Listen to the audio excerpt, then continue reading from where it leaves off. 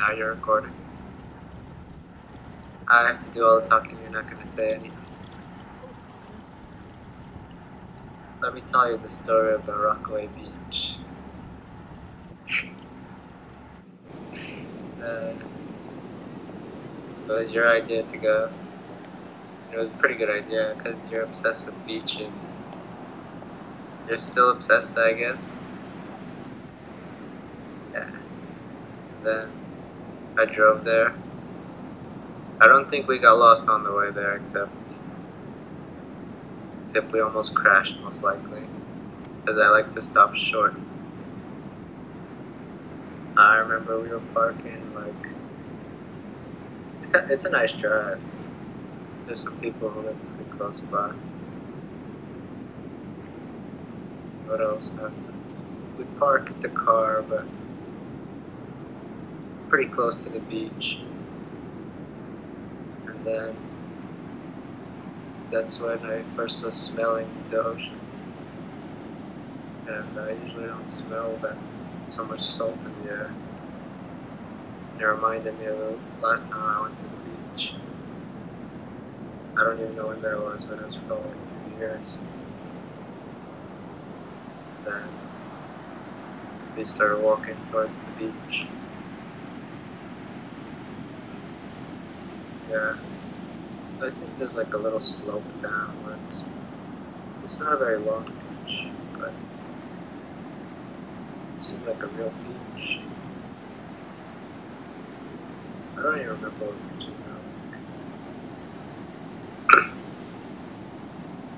But I remember I think I changed in a towel, under a towel, because I wasn't driving there in swim trunks. What did we do? You were reading The Jungle Wolf. I forget which one. I don't think you finished that book. But yeah, I don't know. I didn't go to the beach in a while. Sorry, I just went in. It's just big. I wonder if I collected any seashells. There's a few of them. They're mostly cracked on the beach. And there was like a seagull there with a deformed wing. I remember that guy. What else was there?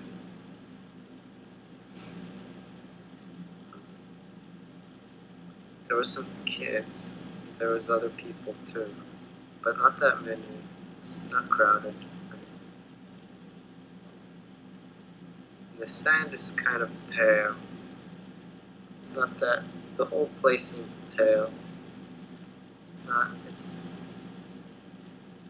The sky was pale. It seemed not too deep of colors. Colors were just kind of like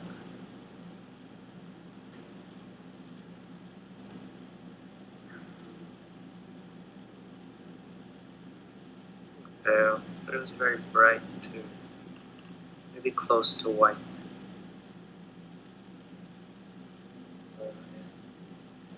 There was food. Some crackers. You brought some food. I don't remember what. I don't remember the food. I remember some of it got salt water or something. There was some with sand on it. I don't know what it was. Some crackers, some sauce. Can't remember what. But we ate that. It was probably pretty good. What did we do? I was playing in the water. I was splashing into a lot. I was having fun. I didn't go to the beach anymore. And then I was wearing my hat, so I didn't get burned, but I got burned anyway. I was swimming in my hat. I like to swim in it. And then it always just popped off my head. I had to hold on to it on the way. But sometimes it fell off and it sinks. I wish it didn't sink, but just water gets in it and it just sinks.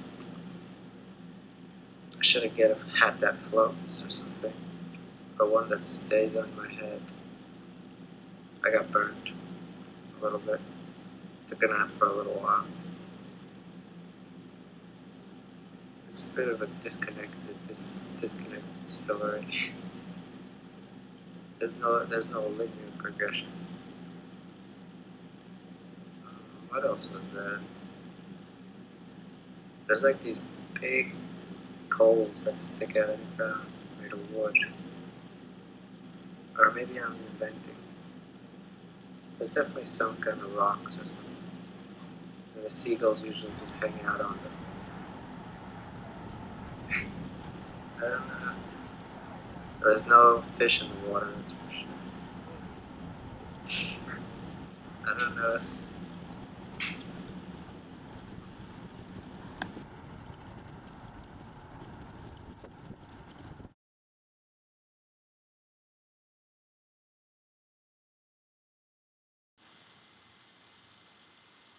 Okay.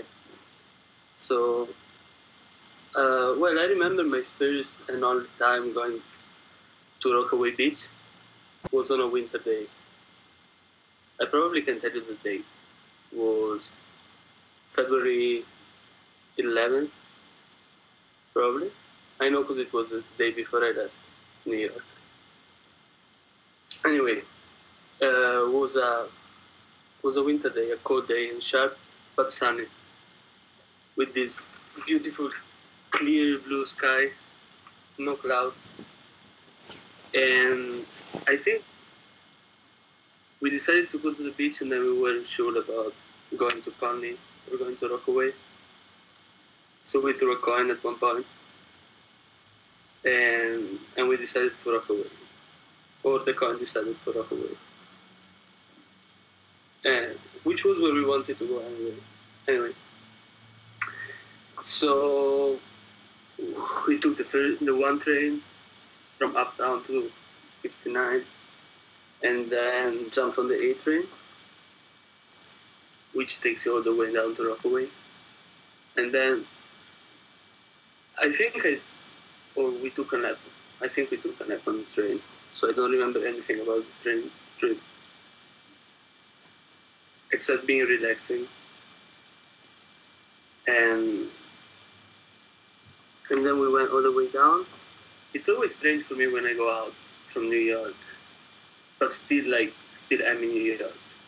Like when I go to Astoria or Jamaica or close to Long Island, because it's like you don't have that massive buildings looking at you, but it's more residential. But you still feel the presence of the city.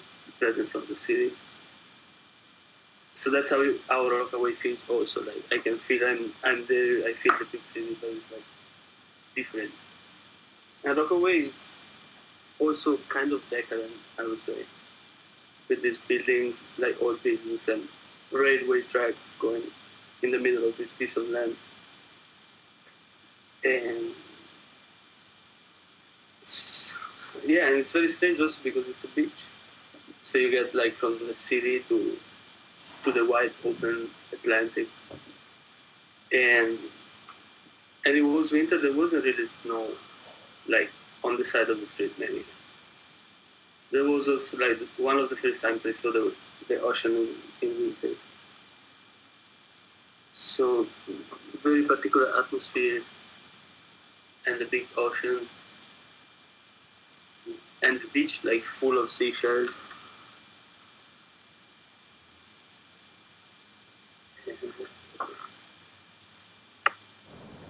I don't really know what to tell you anymore.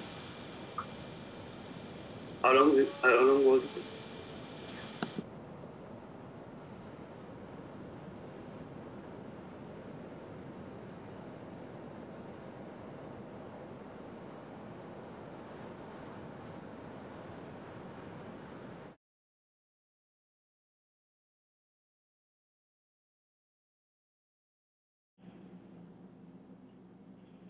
It's a place of extreme quiet, but it's punctuated by the planes going into JFK.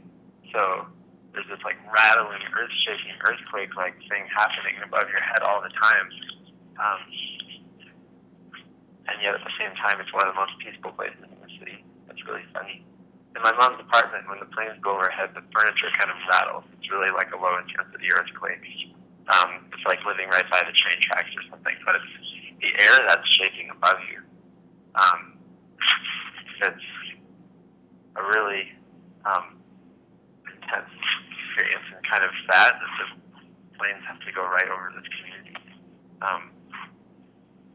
There was the plane that crashed a couple weeks after, I think it was a couple weeks after 9/11, and like near that neighborhood, and that was kind of an illustration of one of the hazards of that setup, the planes going right overhead.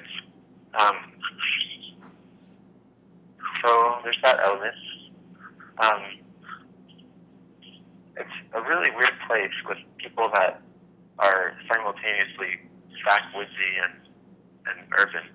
And I don't know how much you know about the demographics, but the subway, the part I'm most familiar with is the upper part where I live. The subway ends at 116th Street, Beach 116th Street. And above that are some very wealthy communities that didn't want the train to go any further. There's a reason it stops there, and that's because the people in the communities higher than 116th Street didn't want the riffraff from the city coming in on the subway. So they lobbied to have the subway line cut short so that it doesn't go to the end of the peninsula, it only goes to 116th. And above that there are gated communities and people who rely on cars, and it's very suburban. And then 116th is the big dividing line. Below that, you get the subway, you get the riffraff, you get a little more mixed income. My mom lives around 92nd.